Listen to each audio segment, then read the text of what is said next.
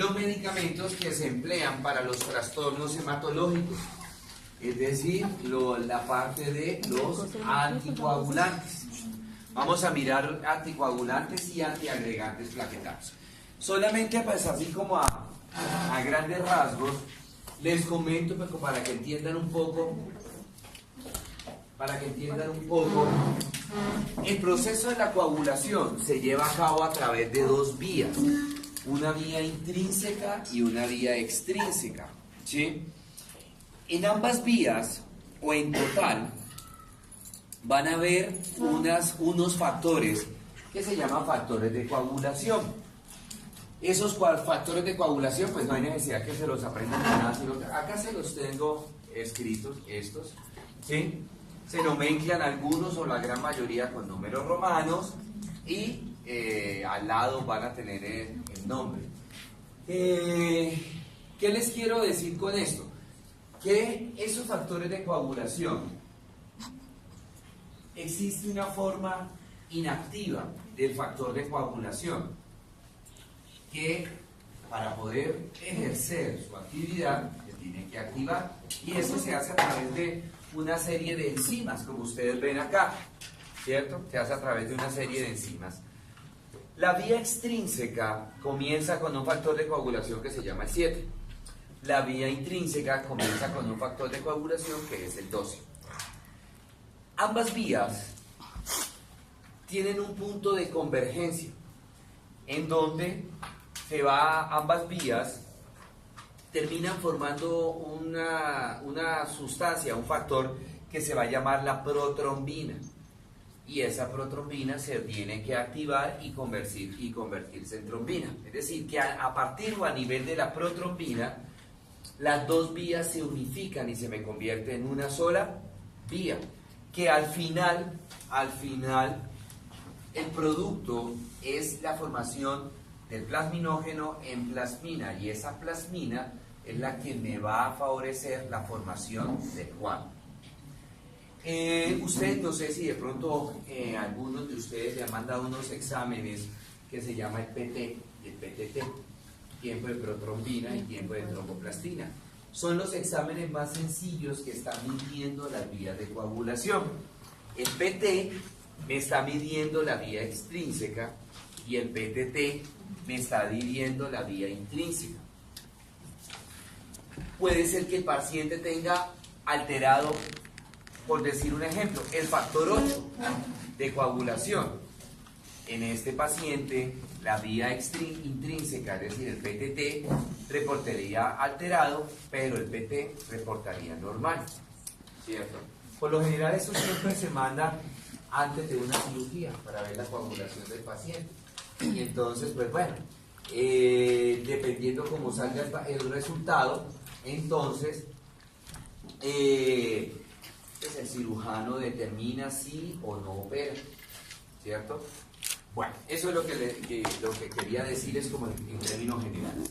Muy bien, entonces vamos a hablar de unos grupos, relativamente son pequeños los grupos de la coagulación.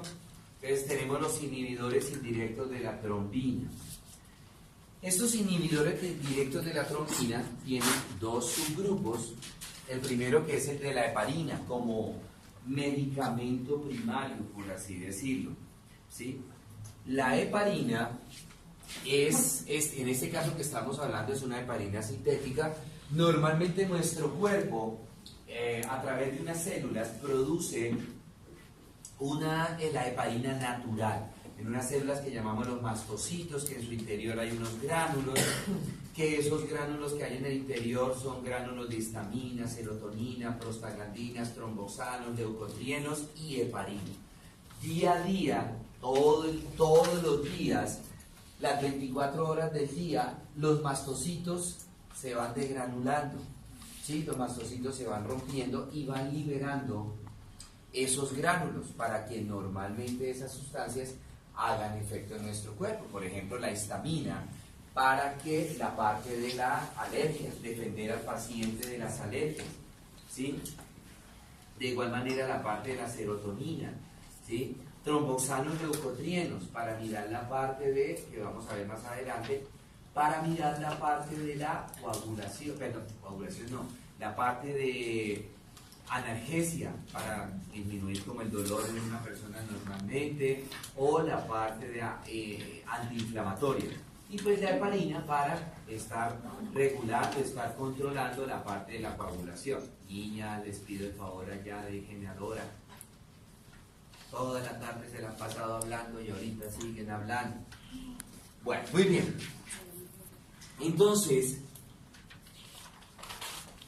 cuando a un paciente le administran la heparina, realmente no es la heparina la que está ejerciendo su mecanismo de acción, sino que la heparina, una vez ingresa al cuerpo a nivel hepático, me va a producir un metabolito que se llama la antitrombina 3. Esa antitrombina 3 es la que va a realizar el mecanismo de acción, que es inhibir la proteasa. ¿Cuál es la función de esas proteasas? Entonces, la función de la proteasa es activar ciertos factores de coagulación. ¿Sí? ¿Como cuáles? Los factores 12, la calicreína, el 11, el 10, el 9, el 13 y el 2. Eso es lo que hace normalmente. Si tenemos un paciente que está coagulando demasiado, es decir, que esos factores de coagulación están muy altos y el paciente está coagulando demasiado, ¿sí? Y que tiene el riesgo este paciente de formar trombos, y esos trombos generarle obstrucción vascular, esos trombos llegar de pronto a generarme embolias, a generarme infartos, entonces se administra este anticoagulante, la heparina. Entonces, lo que hace la heparina es inhibir la proteasa, y entonces esta proteasa lo que hace es neutralizar, lo que hace es bloquear los factores de coagulación activados, ¿sí? Los factores de coagulación activados, ¿cuáles? Los que acabo de decir: 12 activado, calicreína, 11 activado, 10 activado, 9 activado, 13 activado y 2 activado. Para que ese factor de coagulación estimule otro factor de coagulación, tiene que estar activado. Entonces, si la heparina a través de la antitrombina 3 me bloquea esto, pues el 12 no puede activar o no puede estimular a otro factor de coagulación para que este se active. ¿Sí? Bueno. En algunas ocasiones, entonces, bueno, como les decía, para un paciente que se encuentre anticoagulado o que se le está administrando un anticoagulante, cualquier tipo de anticoagulante, hay que estarle vigilando las vías de coagulación, el PT y el PTT, es decir, mirarle el PT, la vía extrínseca, y el PTT, la vía intrínseca. Entonces, uno le manda esos exámenes y de acuerdo como salga el resultado, uno mira si sigue, digamos, se le sigue diciendo, bueno, siga aplicándose la heparina, o sígase tomando el anticoagulante, o suspenderle para evitar que el paciente vea alguna hemorragia. El examen PT y el examen PTT, ¿sí?, son los únicos exámenes que el valor normal cambia todos los días. Es decir, nosotros mandamos a hacer una glicemia y sabemos que la glicemia del valor normal siempre es de 80 a 100. Mandamos a hacer un colesterol, sabemos que el valor del normal del colesterol es hasta 200. Mandamos a hacer unos triglicéridos, también el valor normal es hasta 200. Pero el PT y el PTT no tiene valor normal. El valor normal se hace día a día. Entonces, en el laboratorio, ¿sí?, entonces, antes de empezar a tomar los exámenes, sacan el kit y cogen un suero de sangre del primer paciente, centrifugan la sangre, cogen el suero y lo ponen a reaccionar con el reactivo del PT y del PTT. Y ese día me arroja un valor normal. Y entonces ese va a ser el valor normal de ese día. Puede ser, voy a ponerles un ejemplo, puede ser que hoy el valor normal para el PT sea de... por ahí de 12. Pongámosle que de 12 sea hoy. Mañana puede ser que sea 15. Pasado mañana puede ser que sea 10. ¿Por qué varía? ¿Cómo? ¿Por qué varía? Porque las pruebas de coagulación cambian día a día con el paciente. Entonces por eso toca hacerlo todo, tiempos de sangría, tiempos de coagulación se hacen, son las únicas pruebas que hay que hacerlas diariamente para determinar el valor normal. ¿Sí? ¿Cuáles son los valores anormales? ¿Cómo, señor? ¿Cuáles son los valores anormales? Por eso le estoy diciendo que eso varía con el día a día. ¿Sí? Cada día. Usted hoy le puedo tomar el examen y le salió en 10. ¿Sí? Y resulta que el valor normal de hoy era 12. Entonces está mal. Pero mañana le sale el valor normal de mañana es 10. Con respecto al valor normal de mañana, usted lo tendría mañana bien. Mañana. Pero como el examen se lo tomaron. ¿Sí? Eso es lo que hay que tener en cuenta. ¿Qué pasa cuando un paciente de pronto al realizarle los exámenes de PTT tiene prolongado el PT o el PTT? Entonces hay que tener en cuenta el anticoagulante, entonces se le suspende el anticoagulante. ¿Sí? Se le suspende el anticoagulante. Si de pronto lo que nos llega es la urgencia, es decir, que llega un paciente sangrando y tenemos el antecedente, el sangrado espontáneo, que el paciente dice que empezó a vomitar sangre, pero que no sufre de gastritis, o empezó a orinar sangre, o empezaron a aparecer unos puntos en la piel, unos puntos rojos que se llaman petequias. Entonces, eso es una urgencia. Entonces, contrarrestamos el efecto de esa heparina administrándole el sulfato de protamina. Digamos que me bloquea el efecto de la heparina ahora, pero ya el paciente estaba sangrando, entonces me toca estar vigilándole, me toca estar pendiente del sangrado de ese paciente. Entonces tenemos en el mercado varios tipos de heparinas, tenemos la enoxaparina, draloparina, dalteparina, tisaparina. Esos son derivados, estas son heparinas de bajo peso molecular, son derivados de la heparina, pero igual pues tienen la misma efectividad, tienen la misma potencia. ¿Sí? El efecto secundario de los anticoagulantes, ¿cuál es? Lo primero, el sangrado, lo que les estaba hablando ahorita, que me pase o del tiempo o en dosis me pase con el anticoagulante. Entonces, esto hace que el paciente salga. Y el otro efecto secundario importante que hay que tener en cuenta es la hipersensibilidad, es decir, que el paciente no me vaya a hacer alergia al medicamento. ¿Sí? Bueno, muy bien. Tenemos ahora otro grupo de anticoagulantes que son los inhibidores directos de la trombina. Los anteriores eran indirectos, estos son directos de la trombina, ¿cierto? Como el nombre me lo dice, inhibidores directos de la trombina. Entonces su mecanismo de acción es inhibir directamente la trombina, es decir, ellos no bloquean, ellos no inhiben ningún factor de coagulación, ¿sí? Ninguno, sino que es directamente bloqueando un precursor de la trombina que se llama la protrombina. El precursor de la trombina se llama protrombina y esa protrombina se tiene que convertir en trombina, ¿cierto?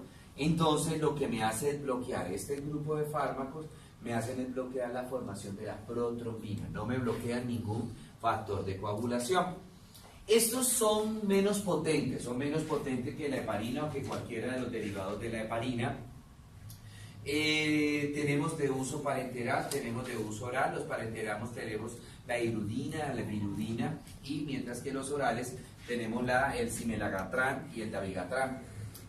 ¿En qué casos utilizamos esto? Cuando necesitamos anticoagular al paciente pero de una manera suave. Por ejemplo, un pacientico que haya tenido un infarto grado 2, ¿sí? Necesita una anticoagulación, pero es una anticoagulación suave. Y entonces con estos pacienticos la heparina sería muy fuerte, a pesar de que usemos dosis bajas de heparina, la heparina es muy potente, o cualquiera de los derivados son muy potentes. Entonces, para evitar estar controlando cada cuarto día, cada quinto día, haciéndole un PTT al paciente, pichando al paciente pues para hacerle las pruebas, entonces utilizamos este grupo de fármacos. Muy bien, y el último grupo que tenemos, que son los anticoagulantes orales.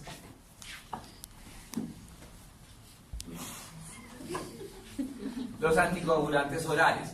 Muy bien, estos son los 4 grupos de anticoagulantes que son más comunes en nuestro medio, muy buenos, muy potentes. Tenemos la hidroxicumarina, el dicumarol, la warfarina sódica y el fenfluramón. De pronto ustedes conocen o han escuchado la warfarina o el dicumarol, que son como los más comunes que hay. ¿Cuál es el mecanismo de acción de ellos?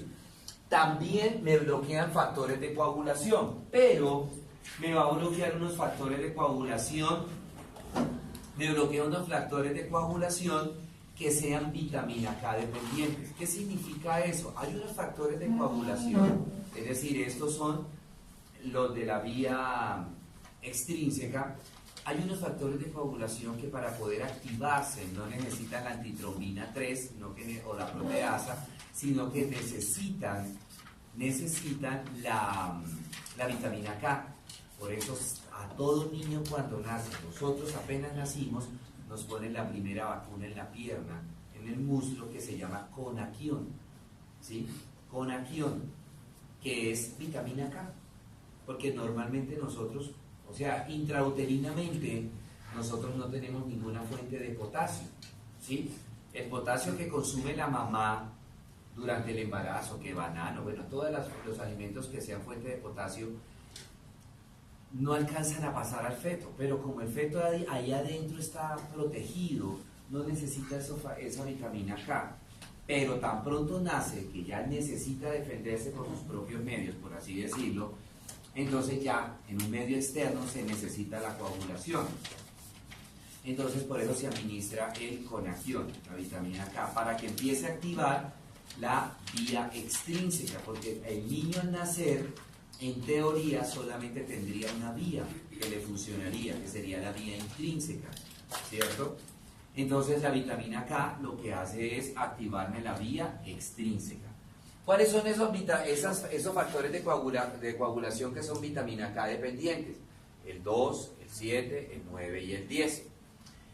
Además de estos anticoagulantes orales, además de bloquear los factores de coagulación, vitamina K dependiente, por otro lado, ella tiene doble efecto, me va a bloquear, me va a frenar la carboxilación de otros factores de coagulación que al final ellos me van a ayudar a formar la protrombina para que esa protrombina se me convierta en trombina. ¿Y cuáles son esos factores de coagulación? El 7 y el 9. Entonces, esos anticoagulantes orales, como acabamos de ver, tienen doble vía para ejercer su mecanismo de acción, lo cual los hace que sean muy potentes, ¿sí? Que sean potentes.